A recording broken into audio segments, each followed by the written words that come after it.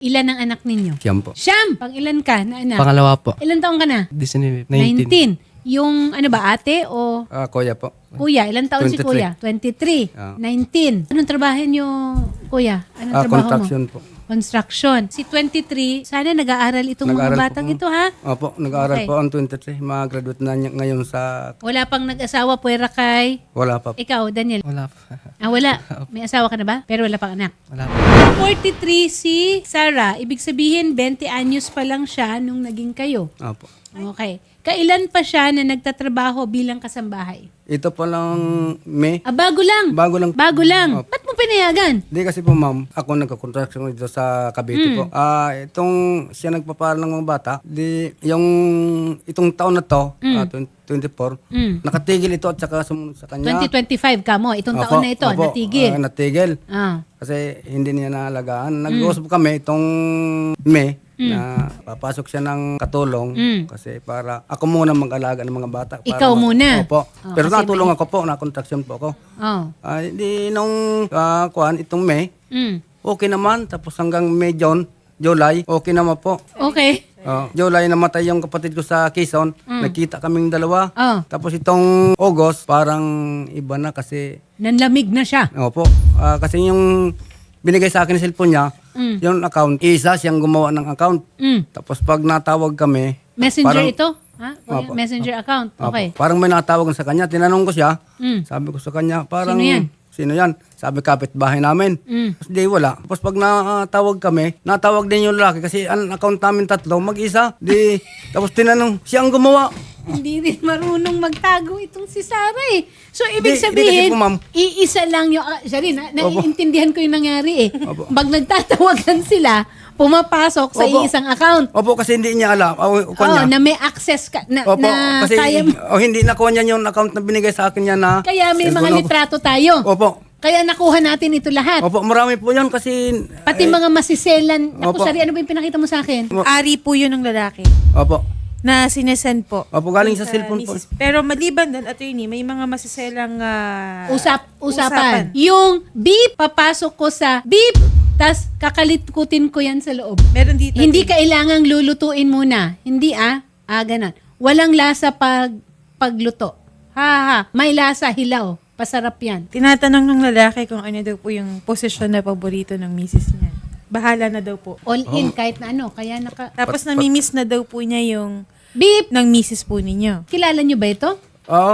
Yan po, may picture po. Love po yung ano nila eh. Oh, Yung love. nickname po sa messenger. Natawagan ko yan ng lalaki. Ang pangalan niya doon, Christian Millares. Pero hindi yan yung totoo niyang pangalan. Nagpapadala pa nga ng pera. Sino ang nagpapadala ng pera? Hinihinga Si ng babae? ng lalaki. Kasi po, attorney. 2 buwan na sahod ng asawa, misis ko. Walang pinadala sa amin kahit piso. Doon sa lalaki pinadala, marami na May nabura na lang. 400. Kano pa? Ang una-unang Saan daw niya ito nakilala itong lalaking ito? baka sa Facebook lang po. Diyos ko. Binigay sa akin yung cellphone niya. Hindi nabura yung account. Yung account ng lalaki, kasi siya rin ang gumawa. Oo. Kaya yung pag nag-text ang lalaki, yung nagtawag, Papasok dun sa ano. napasok po sa amin. At tandaan mo yung cellphone na yon, conjugal property, absolute community of property. So may karapatan ka dun sa cellphone na yon. Kayo ba ng misis mo ay nagkaroon ng away, nagkaroon ng alitan, nagkaroon ng hindi pagkakaintindihan bago siya pumunta dito? Hindi po.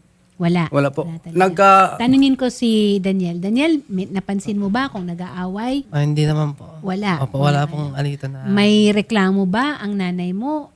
Baka naman napagbuhatan ng kamay. Wala po. Ha? Hindi. Hindi po, hindi. Wala. Sinusubukan natin makontak si Sarah pero hindi na siya makontak ngayon. Una, nakausapan ng staff natin pero mukhang, palagay ko, nahihiya na ito eh. O dapat lang. Magiging judgmental ako Sarah, Siyam ang anak mo. Siyam. 23 years old ang panganay at 3 taong gulang musmus pa yung pinakabunso. Kung ayaw mo na sa asawa mo, ay umayos ka. 'Di ba? Ayusin mo. Hindi yung makikipaglandian ka ng ganitong klaseng mga salita at yung pera pa na dapat para sa pamilya mo, sinasayang mo lang eh. Kahit pa sabihin mo, 400 lang yan. Ang 400 kung makalima. Di, marami pa yan. Marami, di ba? Natanggal lang kasi hindi nga gaano marunong sa cellphone. Kasi pagkuhan ko ng account, nakikita ko. Tapos natawagan ko yung lalaki. Unang-una na text nila, they text. Nanghiram pala yung lalaki ng cellphone.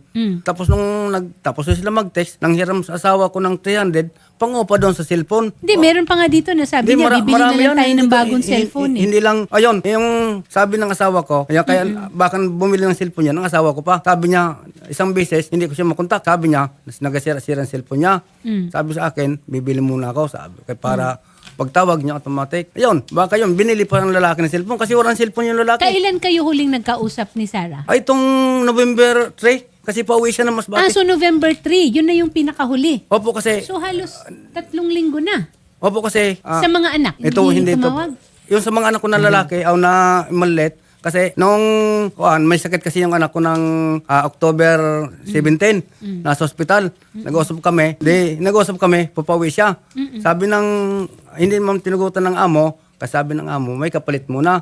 Di, Alam mo ba kung saan siya nagtatrabaho? May address ka? wala, umalis nga po. Nung amo? Umalis na. Umalis na siya doon. Opo, kasi nag-usap kami ng amo, kasi sabi ng yung bunso namin na bata, pauwi si mama. Nag-usap kami ni Sarah na kung pwede umuwi siya. Di nung 31 saan itong November, kinausap ako ng amo kasi birthday ng anak ng amo. Sabi ng anak ng amo, at rin na pauwi si Sarah kasi reregaluhan na yung anak ko, birthday ng amo, no? Di, yung usapan namin, kasi kausap pa si Sarah, nag-usap kami tatlo.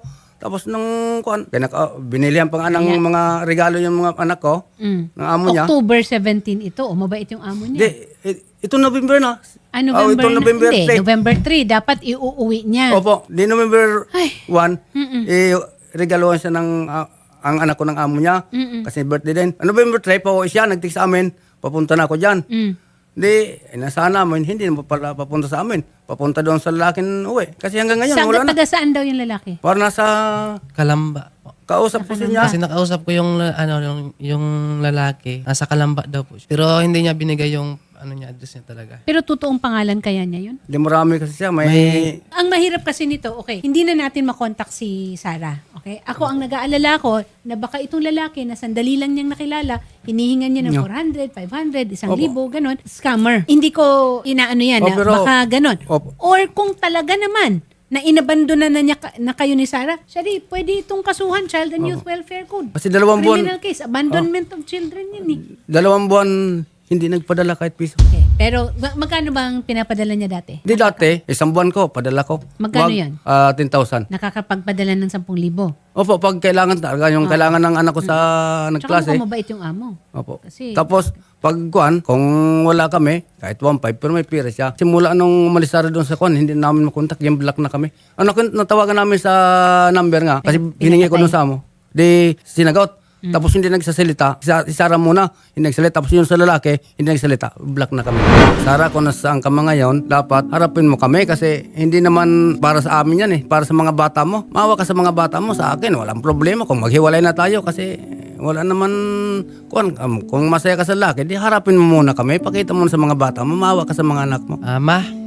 Ang gusto lang naming mga anak mo, usapin mo lang si Papa ng maayos kasi hirap na si Papa kakaisip sa iyo. Kung ayaw mo talagang pakita, bahala na si Papa kung anong desisyon ng gusto niya. May pakulong ka Papa na lang yung bahala doon. Kasi kami, pinipigilan talaga namin si Papa. Ayaw mo namang makiusap. Bahala na si Papa sa iyo kung anong gagawin sa iyo. Doon muna natin simulan ha, dito sa panawagan na ito. Opo. Tingnan natin kung anong mangyayari. Meron naman tayong mga lead kung saan siya nagpunta. Opo. Tapos siguro siya tutulungan na natin sila mag-file ng missing persons. At ulitin natin, pakita natin yung pagbigay alam nila sa atin dito sa Wanted sa Radyo.